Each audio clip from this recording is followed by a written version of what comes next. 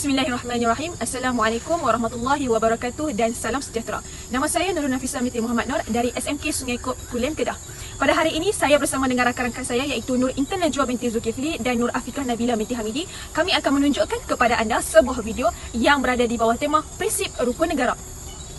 Rukun negara merupakan satu ideologi negara yang telah tercipta ekoran daripada berlakunya peristiwa rusahan kaum pada tanggal 13 Mei 1969. Peristiwa ini menjadi satu bukti bahawa berlakunya satu peristiwa rusahan kaum yang amat dahsyat pernah berlaku di negara ini pada suatu ketika dahulu. Akibat daripada peristiwa tersebut, Yang di-Pertuan Agong telah mengisytiharkan darurat pada 16 Mei 1969.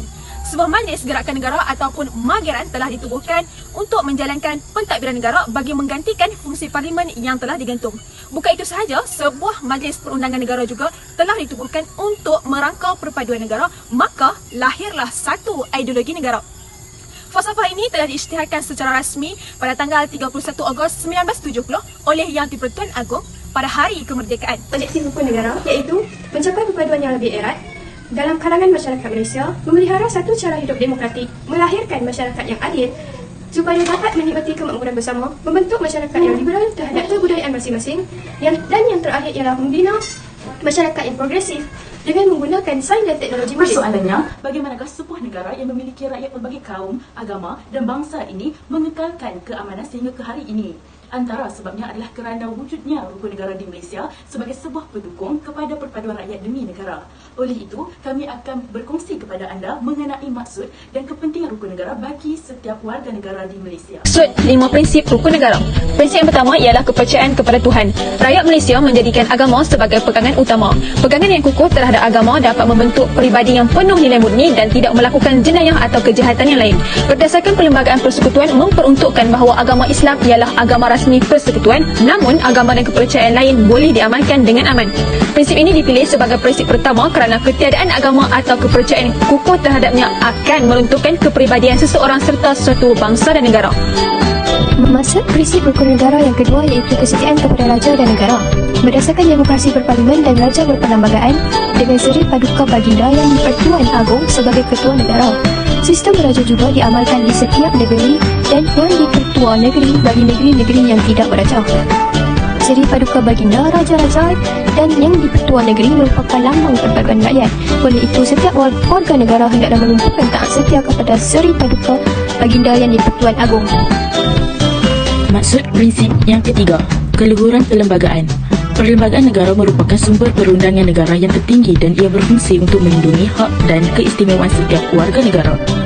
Prinsip ini menekankan perlunya rakyat menerima, mematuhi dan mempertahankan keluhuran atau kemuliaan perlembagaan negara.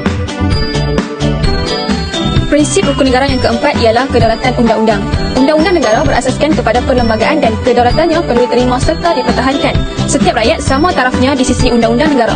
Tanpa undang-undang, hidup bermasyarakat dan bernegara tidak aman dan stabil. Prinsip ini menuntut kita sama-sama menghormati undang-undang dan berusaha menyokong penguatkuasaannya serta memelihara kedaulatannya. Maksud prinsip rukun negara yang kelima iaitu kesopanan dan kesusilaan. Dalam masyarakat yang pelbagai kaum di Malaysia, kesopanan dan kesusilaan adalah penting untuk mengeratkan hubungan antara satu sama lain. Ia dapat memelihara perilaku masyarakat dan berkembang sesuai dengan kepribadian bangsa dan nilai-nilai murni. Kepentingan rukun negara. Yang pertama, mewujudkan perpaduan kaum.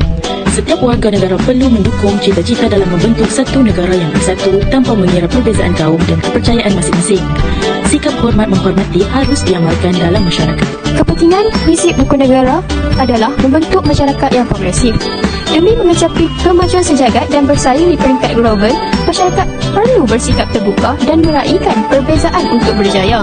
Dengan kepribadian yang utuh serta nilai-nilai pekerti yang baik, masyarakat pasti dapat menghasilkan kejayaan-kejayaan untuk negara. Maka kami, rakyat Malaysia, berikrar akan menumpukan seluruh tenaga dan usaha kami untuk mencapai cita-cita tersebut berdasarkan prinsip-prinsip yang berikut. Kepercayaan kepada Tuhan, Kesetiaan kepada raja dan negara, Keluhuran perlembagaan, kedaulatan undang-undang. kesopanan dan kesusilaan. Kesimpulannya, setiap di antara kita mestilah mengamalkan 5 prinsip tersebut agar dapat mempengaruhi masyarakat sekeliling untuk mengamalkan nilai-nilai murid tersebut serta prinsip-prinsip tersebut. Bukan itu sahaja, pengamalan 5 prinsip rukun negara juga dapat melahirkan masyarakat yang bersatu padu serta yang hidup muhibah tanpa mengira kaum dan juga bangsa. Di samping itu, pengamalan prinsip rukun negara juga dapat memacu pertumbuhan ekonomi negara yang lebih baik dan juga dapat mewujudkan kestabilan politik dalam pentadbiran negara. Sekian, terima kasih.